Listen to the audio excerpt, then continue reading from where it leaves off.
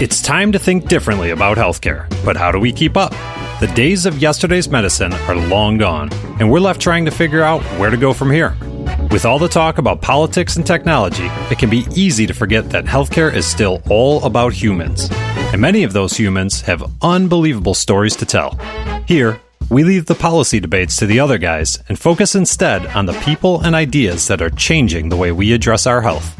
It's time to navigate the new landscape of healthcare together and hear some amazing stories along the way. Ready for a breath of fresh air? It's time for your paradigm shift. Welcome to the Paradigm Shift of Healthcare, and thank you for listening. I'm Michael Roberts from P3 Inbound. On today's episode, I'm talking to DJ Mitsch, one of the pioneers in the coaching profession. She's the Chief Coaching Officer and Curriculum Designer of the Healthcare Coaching Institute. DJ, thank you so much for being on today's episode. I'm grateful to be here, Michael. I'm thrilled that we have some time together to discuss what is becoming an increasingly important topic. Absolutely. Healthcare, yeah. Absolutely. So before we jump into questions about healthcare specifically, which is what this show is entirely about, I know that you and your group of coaches at the Pyramid Resource Group work with several different business sectors. And I'm interested how you ended up working with healthcare specifically. That's a great question. We are based in the Research Triangle Park area in North Carolina, which is, a hotbed, if you will, for research, biotech, pharmaceuticals, and has been over the years. So we've always done a lot of work. About 35 to 45% of our business, even in the early stages, was in this space.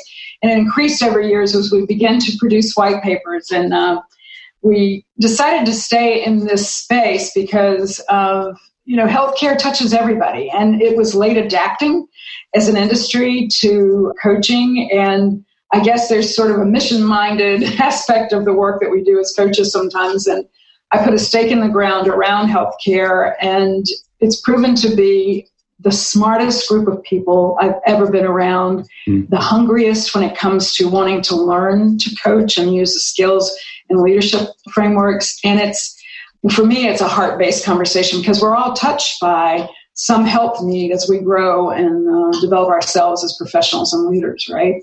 Absolutely. So, yeah, many dimensions to the healthcare conversation, but it impacts us all. It certainly does. I'm fascinated. So at P3, we work with a lot of physicians, specifically in the orthopedic space, and a few other industries as well, a few other areas of medicine as well. And over the past few years, I've really gotten to know some of those doctors and see just how focused they are and how dedicated they are to what they do.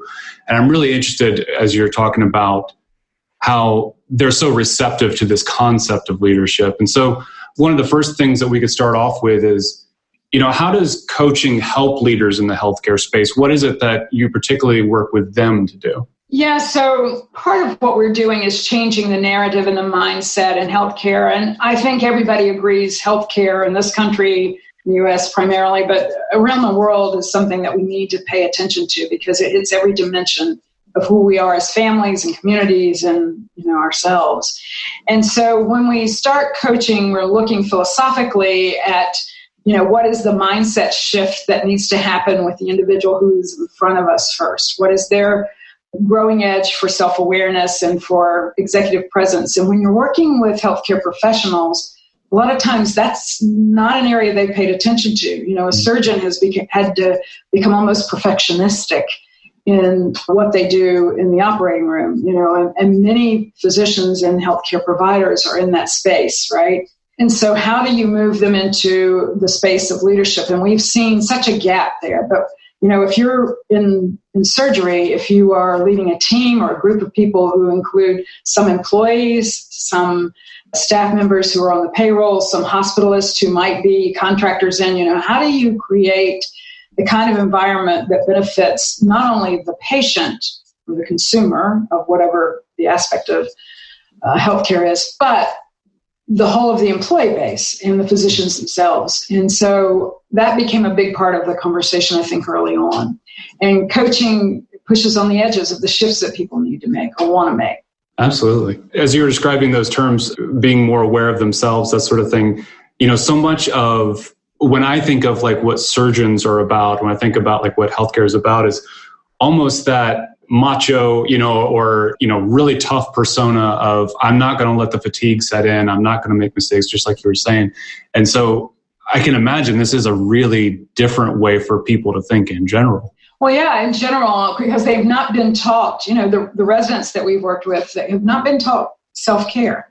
And so, there's almost this superhero, put my cape on kind of conversation. One of my nieces is a physician. She's a pediatric dentist. And she is married to a surgeon who's going into plastic surgery. He's doing his rotation now out in Oklahoma City. And right before their wedding, I watched, all the prep for the wedding and everything. And there was part of the parties that we attended. I think he was awake for 3 days in his rotation as a resident. And I was like, that's insane. Yeah. So to get to the time away he needed for getting married. And I think there's something that's really wholly wrong with that picture. And it is a common practice. Absolutely. Yeah. So, so how do you create the shifts? And it's got to be one conversation, one system at a time. There are some systems that are getting it righter. We've trained coaches at Moffitt Cancer Centers, and I know Mayo Clinics has a coaching culture, Banner Health Systems. There's some places where coaching is taking hold, and it's producing, a different level of synergy and leadership development and a framework for self-care, mindfulness training. There's a lot that's going into this space of culture. So, and I think it's system by system now, but how do you get it to a place where there's a tipping point, right? Why would you think that anybody might be apprehensive about approaching some sort of coaching or trying to make some sort of culture shift? Like, what are the barriers that healthcare systems have to face in order to overcome that and start down this pathway? Well, I think there's, a lot of it's that when you practice medicine, there's an identification with perfectionism. And there's an identification with the profession, right? And you are expected to be almost, like I said before, godlike. There is that you come from a space of science and knowledge. And what we're inviting people into is a space of behaviors, looking at patterns of energy and why they show up the way they do. And that can feel therapeutic. But I think sometimes it gets collapsed with therapy, that I'm going to be sitting on a couch and really navel gazing with somebody for a period of time. And therapy is a healing model, and it's deserved by a lot of people in the space, but that's not what this is. What this is about, really finding yourself present and future focused. What's true for me now, and asking the questions about what's true for me today, and beginning to notice what works and what doesn't. Medicine's too hard. The practice of life sciences, whether you're a researcher or whether you're actually a practicing physician, all of this is too hard for people not to be called to it. It's like there was a joke about attorneys were guys who went to medical school and didn't make it. And not to make fun of attorneys. God knows I have a batch of those in my life and I love them. And they would say that's not true. But you know what I'm saying? It's that there is a real calling to this. And so it's something they cannot not do. It's just too hard. So going back to so why should they have a coach, right? There are some barriers, like I should already know this. And so why would I work with a coach if I'm a healthcare professional? And I think, more than the spouse relationships they have, or more than the friendships they have, or even the colleague relationships, the peer relationships, a coach is a sounding board to have them work through some of the heart-wrenching things that they go through, some of the aspirations they have. The professional environment, whether it's healthcare or anywhere else, is just, how's my performance? Did I come in on time? Did I deliver the results we hoped for? And that's it. That's where it ends. Yeah. And so let's just take it through to the performance category.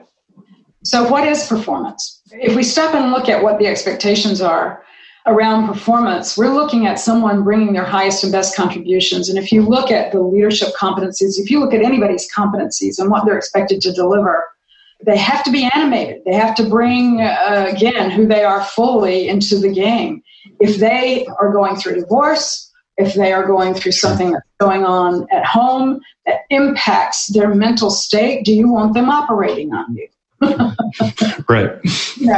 My father had some brain trauma. He's 87 years old. And the surgeon that was going to do brain surgery for him in his hospital had been I think he had been for 2 days in surgeries, and he'd had like an enormous amount. And they were going to pull my dad in on a Thursday night. And I said, no, I'd like a fresh doctor in the morning. Mm-hmm. He's got great insurance. We're going to stay here until somebody can see him tomorrow morning who hasn't done any other surgeries. Yeah. And so, so it's like, what is that aspect of who we are that drives us to the point that we do things that could harm other people? Yeah. So when you look at performance, you can categorically look at, what energizes us? How do we perform when we're at our best? Can you check off accountability? What is my peer accountability if I am in a room of a lot of other people and I'm not fully engaged? And what all the engagement scores look like if you've studied any leadership development and the Gallup and the Saratoga reports and research. It's 80% of people on the planet are not engaged in their work. They stay where they are, a lot of them because they need benefits, they need health care. And so, if we're looking at in that room, talking about engagement, really bringing people's hearts and minds to their work and having them contribute their best, what would it be like to be in an environment where everybody felt they could? Sure. That they were there for the right reasons. And I think that's a conversation worth having. And so what's the question you'd want to ask if you were in that room? Well, I'm serious. What's the question you'd want to ask? Want to ask to the other providers or other leaders, or ask to you? The leaders. What would the question be that you'd want to ask to a group of leaders who are seated in the room, who are looking at how to solve this bigger problem, and they're thinking about performance. They're thinking about how to get more revenue to the bottom line, its profits. They're thinking about the things that, most of us talk about in business. What's the bigger question, you think? How do we bring our best? What's holding us back from being able to engage and treat people on a one-on-one basis the way that we want to be treated? Yeah, and that requires a level of curiosity most people don't take time for. From some of the research we've seen and experienced, physicians basically will listen for about 3 seconds before they start diagnosing symptoms. And if active listening is something that we teach everybody to do, in this coaching framework, then you become wholly curious. You begin to hear a lot more. Sense, and when I say spirituality, sense or intuit is really what I'm saying. A lot more that could be going on that would help you get to a deeper source. So you begin to treat the sources instead of the symptoms. And that's true whether we're talking about a leadership problem, a culture problem, or a physical problem. How do we get at the source? So there's some questions I'd love to see organizations ask, and some that we see. And one of them is, what's the truth here that everybody's sitting on? What would happen if you told the truth you're not speaking right now? Yeah. And so, just to take a look at that is something that you can do with a coach who's going to help you sort through what that means, what kind of agreements that you need to be making with your team so that there is a different level of presence and movement. I think every organization should be asking a coaching question about what makes our employees, our communities, consumers, patients crazy in our daily practices, and what can we do about that now? What's in our control that we can really address now? So if you go back to that room that you've depicted, I really think it's about having the deeper, richer, more meaningful conversations. One of the things that you sent over before we talked today was this progress that you have of kind of moving from chaos to change, from complexity to creativity. I know we're going to include this in the show notes so that everybody can see, because it's a funny line of just how straight or not at all that line is to making it to progress.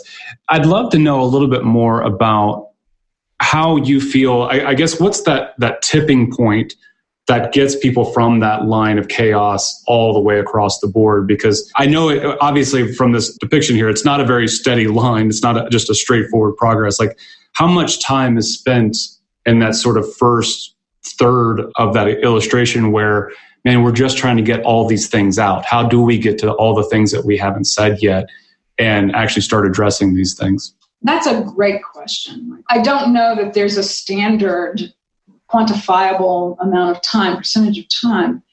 Where we find people who are confused or who are dealing with the chaos of change, and that's what I call it, it's chaos of change, and they're discouraged, or I sense this, futility, just why am I doing this? I want to go start a farm kind of conversations. it's really to let them sort through it. But most of us, when we put all that stuff out there, it's almost like I give them a big container to dump all of the story in first, and then we sort through that. Once they've said that, they're usually ready to move on because, remember, they're problem solvers. They have tapped into that executive brain a long time ago. It's just that they're sliding back through into a space of fear sometimes that they're functioning from. So getting them to articulate or give language to the things that are challenging is so important. And that's one of the gifts of coaching, is people say things and then they begin to look at it with you going, oh, that sounds like I'm a victim here and I don't want to be that. So they immediately look at what's better than that, right? Sure. So one of the tools of language that we give people is to see, where we label victimization. Where is it that you feel victimized in the situation, or like you're not in control? And what would be better or different than that? And they can look at a future state or cast a vision, and then we look at the gap between where they are now and where they'd ultimately like to end up. And what are the top 2 or 3 things they need to do to resolve, at least a first step to get into action. And how long does your group typically work with somebody? So you talk about, let's get all the stuff on the table, let's sort through it and figure out what are the things that we can do about it. So once we start identifying those things, then is your coaching group there with them through that entire process, or are you just starting them down the pathway, or how does that work with you? Yeah, that's also a great question. And it varies depending on the needs of an organization. I'm working with a biotech company that's in discovery, clinical trials, level 3 right now in Cambridge. And we're working with 3 individuals who are the top leaders in the company. And we started with a 6-month contract. They've all re-upped that for another 6 months. And they're doing other things that are culturally related. But for themselves, it was about that. And so I would say we're probably going to see more of the executive team come through the coaching, and we assign that based on a good fit, a good match. So I think there's more work and more lift to do there, and probably some team coaching.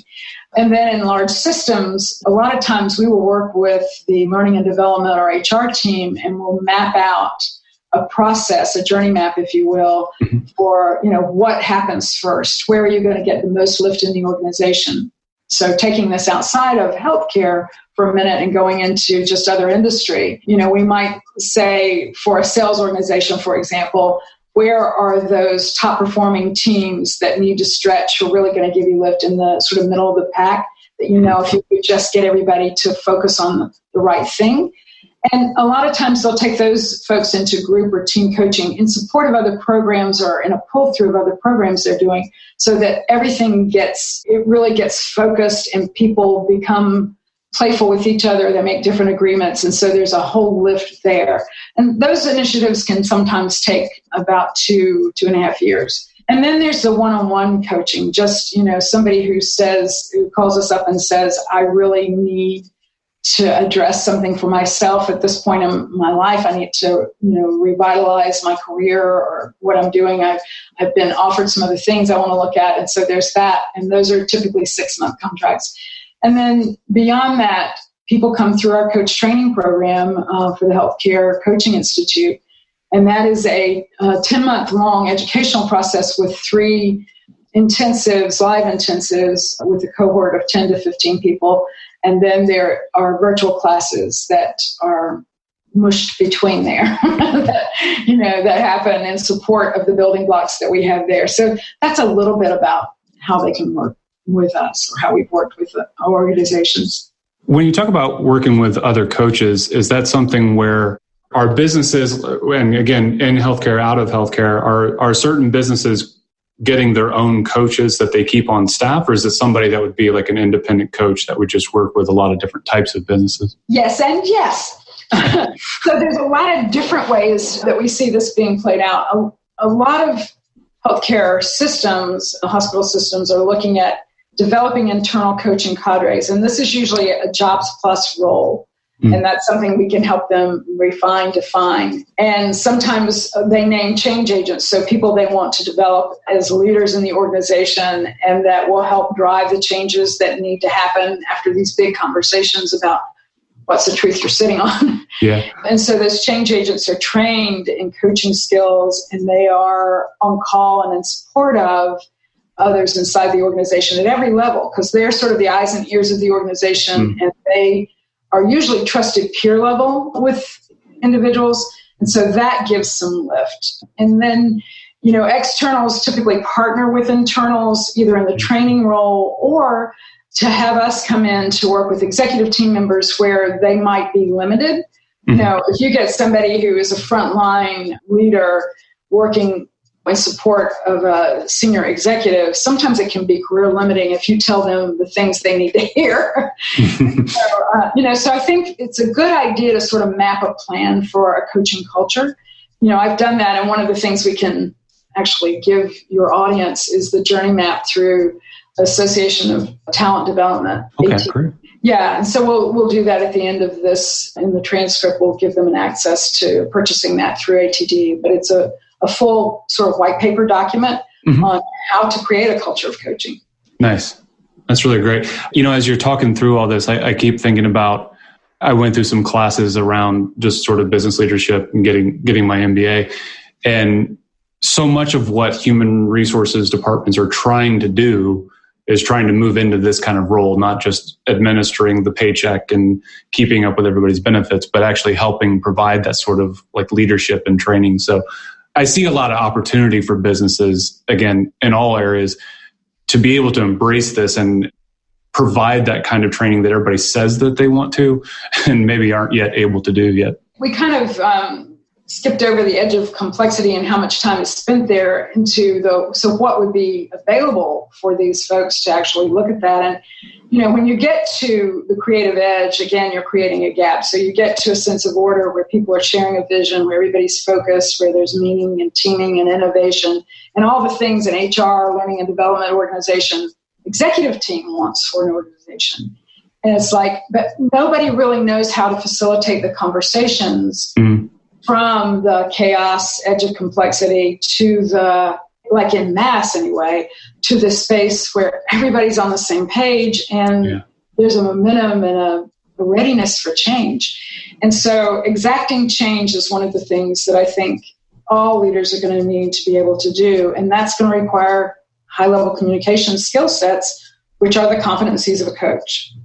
There's definitely areas here where I feel like a lot of courage is required to go in and have some of these conversations with folks. Like, this isn't something for the faint of heart to go in and do. No, it isn't. Well, and you have to stand in the space, even when we're teaching, because I have 4 positions in the current cohort of 10 people that are going through the current class in the Healthcare Coaching Institute. And, what I'm seeing is, talk about discomfort zone, is that you move into the space where there is so much discomfort in articulating what you need and want, right? For yourself first, before you can go out and actually hold other people in that whole resourceful creative space where they're problem solving for themselves. And so, as I'm watching this, it's like we get blowback. We get a lot of, I can't do that. Who do you think you are to be walking into an organization and asking that question? So there's a lot of judgment and bias that we all bring to this conversation. And if all we did at the end of the day was to get people to be aware of that and be courageous, to go back to your point, to be courageous in what people are willing to step into with each other, and to learn that, you're not losing friends if you say what you see, if you communicate directly, which is one of the 11 core competencies of a great coach, is direct communication. And where was the last time you signed up for that course? Absolutely. I think we're getting to a point of wrapping up, DJ, but I wanted to just open the floor here. Is there something else that maybe we haven't covered yet that you think that healthcare professionals, healthcare organizations should be hearing today? I mean, we put a stake in the ground. We're the only company doing this in the country, in the U.S., and we've had people exploring with us in other countries for training coach competencies in the healthcare space. Now, it doesn't mean we're the only provider who will do that, and so I would recommend people do research on what they want. But if you look at the model on our website, you'll see that it's built on 3 building blocks. And these were designed in part by physician leaders, thought leaders, academic medicine people, and master coaches. And so the 3 rungs or ranges in our model begin with humanity as the base level. Who am I and who are we together, to really look at what we're bringing to the game when we learn to coach or when we become coaches. And we map that back to the expected competencies for coaching, and to really distinguish what coaching is versus therapy or versus training or consulting or some of the other things that people are expected to do every day. And so we have a full intensive around that. Then we move into the exploration around what is true for people and really begin to ask questions like, what's the truth everybody's saying? And in the exploration there, we're looking at active listening and powerful questions and direct communications, looking at the systems management pieces and building awareness so that people catch themselves just in time to really calibrate or move in a different way. And then the top level, which is another full intensive, is spent around innovation, what's possible, and really creating, shifting, designing actions together, and looking at scaling coaching and following a journey map. I spoke yesterday with someone who was new to coaching, just getting a certification, but wanted to partner with a company who could help drive this through a partial statewide organization in the South. And so, being able to really hear the needs, I think is good for us practitioners, right? Mm-hmm. To be able to go in and support people who are really wanting to create a new environment that will change the conversation for health. That's fantastic, DJ. Thank you so much for your time today. I've learned a ton, so I really appreciate all your time with us today. Oh, Michael, it was my pleasure, and good luck to you with this podcast and with the work that you're up to in the world. Hopefully there will be synergies. And I just invite anybody who is interested in pursuing this to get in contact with us. We're available for conversations. That's great. Thanks so much. Thank you. Thanks again for tuning in to the Paradigm Shift of Healthcare. This program is brought to you by P3 Inbound, marketing for ortho, spine, and neural practices. Subscribe on iTunes, Google Play, or anywhere you listen to podcasts.